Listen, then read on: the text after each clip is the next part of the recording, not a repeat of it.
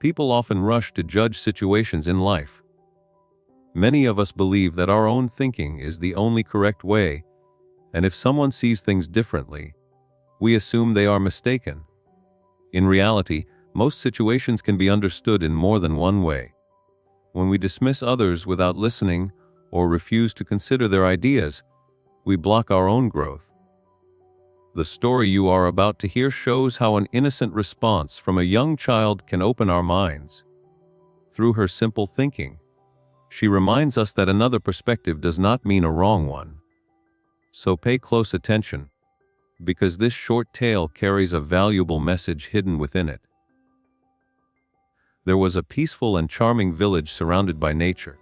In this village lived a young girl named Emily. She was energetic, smiling, and always surrounded by friends. Every morning, she walked to school with a tiny bag on her back, filled with her books and notebooks. She truly enjoyed school life, yet there was one subject that troubled her deeply. Numbers confused her easily. Even basic calculations with small numbers made her hesitate, and she often relied on her fingers to count.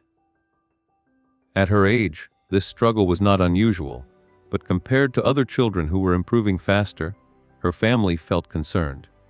One day at school, her teacher, Mr. Johnson, asked the class to create a drawing. The classroom instantly filled with excitement, as this was everyone's favorite task. Emily eagerly opened her supplies and began drawing with complete attention. Although numbers confused her, art felt natural to her. She had a rare talent and stood out as the most creative student in the room. When the activity ended, Mr. Johnson carefully looked through each notebook. He saw pictures of animals, friends, and colorful scenes, and he praised every child warmly. On each page, he left encouraging remarks with his signature.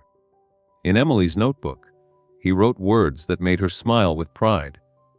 Her heart felt light as she imagined showing her work to her mother later that day. When the bell rang, the students rushed outside.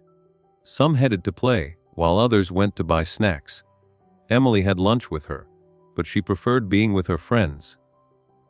As they ordered food, she again faced difficulty counting money, and a friend helped her. Gradually, everyone noticed that math was her weakest subject. Soon after, the math lesson began. Mr. Johnson demonstrated a very basic addition using apples from his desk. He explained the problem slowly and asked the class for the total. While most children answered quickly, Emily quietly counted on her fingers. After a short pause, she smiled confidently and gave her answer. Mr. Johnson, known for his calm nature, listened patiently. He assumed that maybe apples were not Emily's favorite fruit, which is why she answered incorrectly. So he decided to change the question. "Okay, Emily," he said kindly, "picture this. I give you one strawberry, then another strawberry, and then one more. How many strawberries do you have altogether?" Emily lifted her small fingers, counted carefully, and with a bright smile answered, "3, sir." Mr. Johnson felt satisfied after hearing the right reply, but he returned to the earlier problem. "Let's try the apples again," he said. "I hand you one apple, then another, and then a third one. How many apples are there now?" As he spoke, he placed each apple into Emily's hands one after the other.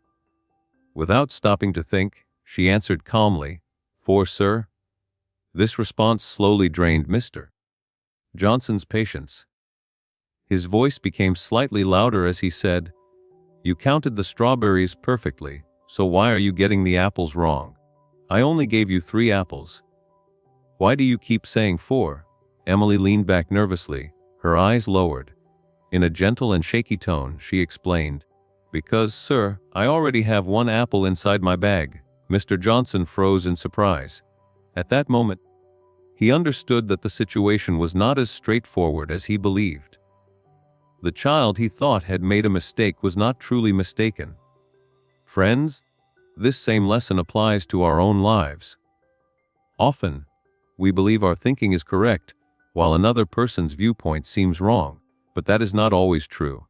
Yes, 5 plus 5 equals 10, and that is right. But 6 and 4 also make 10, and so do 3 and 7.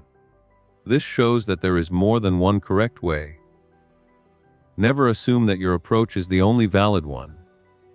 The world is full of different routes, different explanations, and many ways of seeing the same thing. Before criticizing anyone, take time to truly hear their side of the story. If this story touched you, please like, share, and leave a comment. Your support motivates me to bring you more meaningful stories. Thank you all. We will meet again very soon with something new.